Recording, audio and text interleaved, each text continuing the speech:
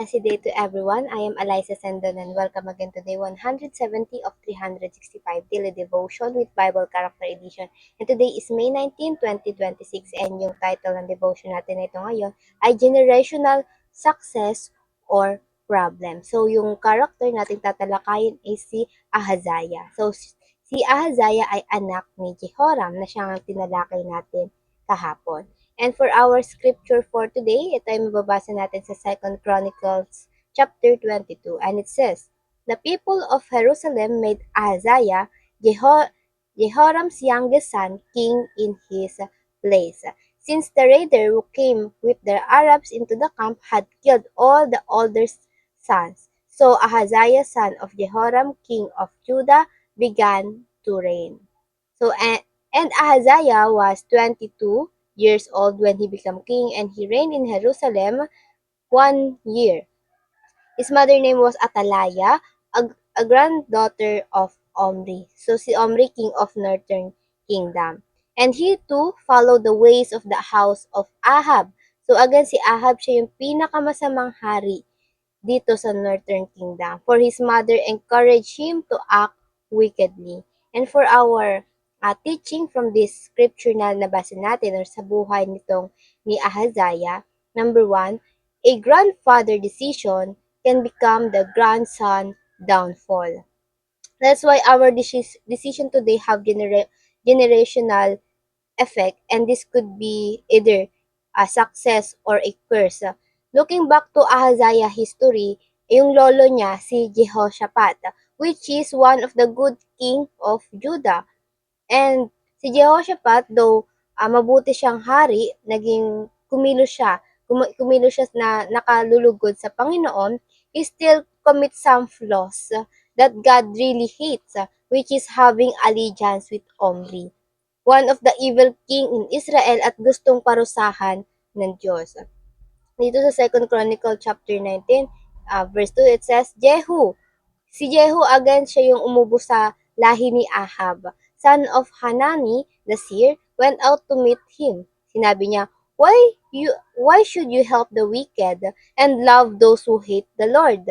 He asked the king. Because of what you done, the Lord is very angry with you. So, having allegiance with the enemy of God is one of the wrong decision na nagawa ni Jehoshaphat. And ganoon din sa atin, dapat hindi natin minamahal or tinotolerate, sinasamahan yung mga tao na ayaw ng Diyos sa buhay natin. Kasi hindi natin kayang mahalin ang Diyos nang minamahal din natin yung ibang kaaway ng Diyos. And pangalawa, a decision can cause a generational success or problem. Hindi man natin alam what's ahead of us, what's in the future, but definitely may epekto ito in our next generation. And pangatlo, a covenantal relationship requires covenantal faithfulness. So, covenantal relationship, ito yung meron tayo with the Lord because of Jesus Christ. The relationship between you and the Lord. At ang Diyos nire-require niya tayong maging tapat sa Kanya. Ganoon naman talaga ang relasyon. Kahit sa human relationship, mayroong pagiging tapat, faithfulness. Each and every one of us have own kingdoms. Lahat tayo. Like yung kingdom ng family, friends, at yung lalo na sa friends, na dapat marunong tayo mamili ng kaibigan natin, and yung bubuuin nating kingdom dapat ipinapasakop natin sa kingdom of God. Kasi in His kingdom is the strong foundation of all. Kung dito natin i-anchor lahat ng relasyon na meron tayo sa kingdom of God, magkakaroon tayo ng strong foundation. And now, para naman sa ating application, paano ba natin ito may sa buhay? Number one, consider the generational effect of your decision. To have generational mindset. Avoiding responsibility is already a decision that could affect the future. So now be wisely or you will regret it in the end. Or ngayon pa lang pakaisipin mo na yung magiging epekto nito sa magiging apo mo, magiging anak mo, or susunod na generation. And pangalawa, remember that what we tolerate today can become tomorrow's norm. what we tolerate today to ourselves, to our family, become new normal tomorrow. So kung may good practice ka today, this could be your tomorrow norms or habit up to your next generation. And so, what's you badly tolerate today, yung katulad ng procrastination, yung mga excuses, yung negligence, could be your generational problem. So, fix that today. I-surrender mo sa Lord and repent for that. And pangatlo, lastly, build a strong family foundation by being faithful to God. Again, ito yung pinaka-requirement sa atin ng Diyos, ang pagiging faithful sa Kanya. Kasi tayo mga tao ay madali tayong matempt sa mga pagkakasala, but God is always ask us to be faithful, na maging tapat tayo sa Kanya. And we are now reconciled, gain new life, new identity, and culture. New heart because of Jesus Christ did on the cross.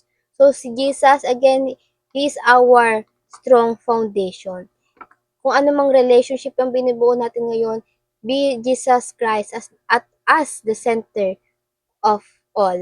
Kasi siya nga po agad yung strong foundation natin. Siya yung cornerstone. And we all have to do this is to remain and be faithful to Him. Being faithful to God is our greatest influence. Kaya mabuting maging tapat tayo at marunong mag-repent sa ating mga kasalanan. And para naman sa ating reflection, does your family have a strong foundation built on Christ? Kung wala ay mabuting pagsikapan na natin ngayon pa lang. And ayun lamang po for our teaching and application. And before we finally end, let's have a short closing prayer. And let's have a short prayer. Father God, thank you for this devotion, Lord God, na tinulungan mo kami, Panginoon, na maunawaan ang iyong mga salita. Panginoon, thank you for every minute, Lord God, na binibigay mo sa amin, Panginoon, upang marinig ka at paalalahanan kami, Panginoon. Lord, ikaw nawa ang siyang manguna sa aming mga buhay, Panginoon, at alisin mo ko yung mga bad patterns, Lord God, na maaaring makaapekto, Panginoon, hindi lang sa aming buhay, kundi sa mga susunod pang generation sa aming Panginoon. Patawarin niyo kami, Panginoon, sa aming mga pagkakasala, Panginoon. At Panginoon, palagi niyo kaming gabayan, Panginoon, tungo kay Jesus Christ. Always light our path, Lord God. At Panginoon, nawa ay ang ibang tao rin po ay makita si Jesus Christ. Lord God, we allow you, Lord God, na gamitin mo yung aming mga buhay para sa iyong misyon. Ayun lamang po, in Jesus' name I pray. Amen and amen and amen.